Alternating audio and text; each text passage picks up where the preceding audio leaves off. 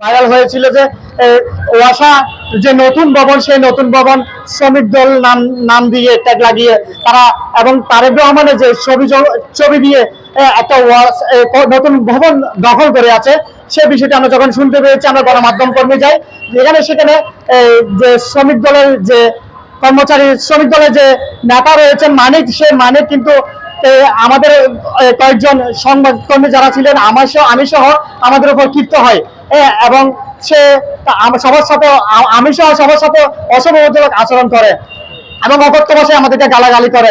আমরা কেন সংবাদ করতে গিয়েছি, আমরা যেন আমরা যে স্বাধীন সংবাদ তুলতে গিয়েছি এবং জাতির সামনে সংবাদ পেশ করতে গেছি, আসলে এই বিষয় নিয়ে আমাদের যে একটা নিউজ করতে গেছে আমাদের উপর সে ক্ষিপ্ত হয়ে আসে এবং মোবাইল ফেলে দেন। পাশাপাশি আমাদের দৈনিক জনবাণী পত্রিকার ইব্রাহিম তার উপর ক্ষিপ্ত হয়, তার মোবাইলে ফেলে দেন। আসলে আমরা তীব্র নিন্দা জানাই, এই ঘটনা যেন আর ঘটনা না হয়।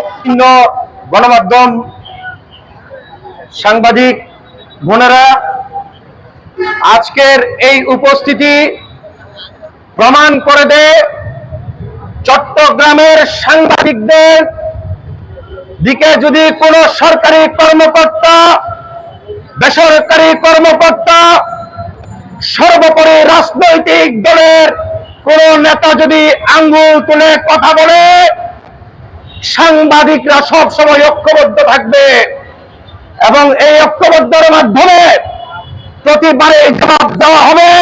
কোন সাংবাদিকের গায়ে যদি হাত করা হয়, সেই হাতের বদলে কলমের জবাবে আমরা উত্তর দিয়ে দিব। সারা বাংলাদেশের কাগজে লিখে দিব কলমের কালিতে এই দুর্নীতির কথা। আপনারা জেনে রাখবেন, গতকালকেই এই ঘটনাটি হয়েছে চট্টগ্রাম ওয়াসাতে।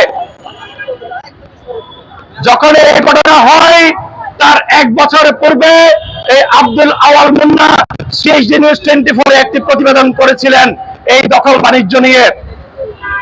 সেই সময়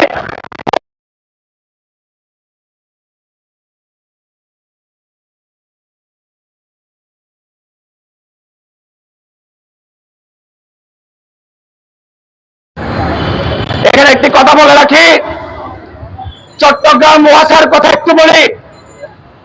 চট্টগ্রামের রাস্তাঘাট যদি কথা বলতে পারতেন, যদি কথা বলতে পারতেন, এই রাস্তা যদি কথা বলতে পারত, এই রাস্তার অভিশাপে চট্টগ্রাম ওয়াসা জ্বলে পুড়ে ছাই হয়ে যেত। এমন কোন রাস্তা নেই, এমন কোন অলি নেই, এমন কোন গলি নেই যেখানে অপরিকল্পিত ভাবে খনন করা হয়নি। সাধারণ মানুষের দুর্ভোগ যেখানে দাঁড়িয়ে আছি সেখানেও রয়েছে সাধারণ মানুষের দুর্ভোগ।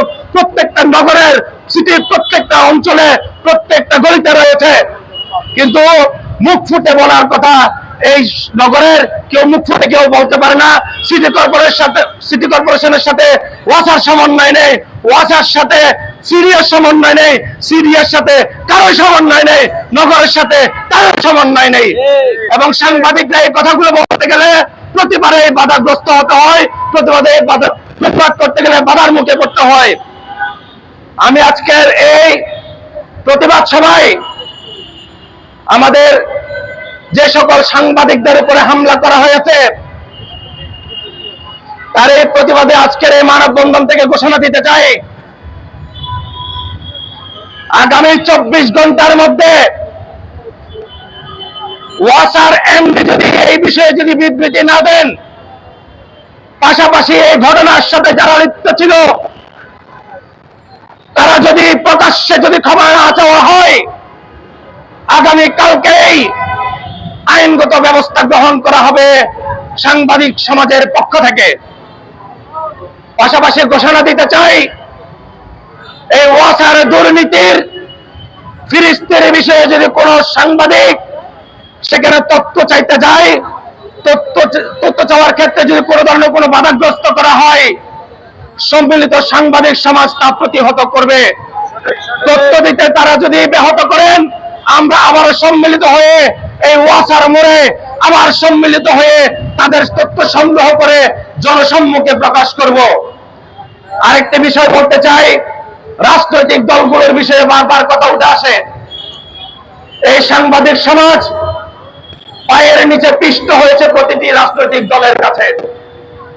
শুধু আজকে নয়, কোন দলের নাম উল্লেখ করতে চাই না, আজকেই শপথ গ্রহণ হয়েছে, আজকে দুপুরে ব্যানার নিয়ে দাঁড়াতে হয়েছে। আমাদের কর্ম ছিল আপনারা যারা ব্যানার নিয়ে দাঁড়াবেন তাদের কথাগুলো আমরা সমাজে তুলে ধরবো। আমরা জাতির চতুর্থ স্তম্ভ বলা হয়, এই চতুর্থ স্তম্ভকে নিয়ে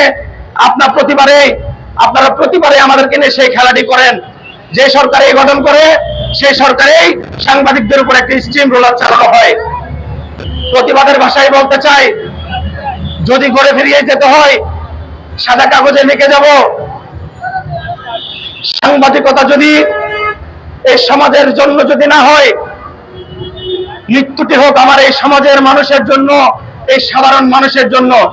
এই কথা বলে আজকের এই অনুষ্ঠান সম্পন্ন করছি এবং আপনারা যারা উপস্থিত হয়েছেন সবাইকে ধন্যবাদ জানাচ্ছি।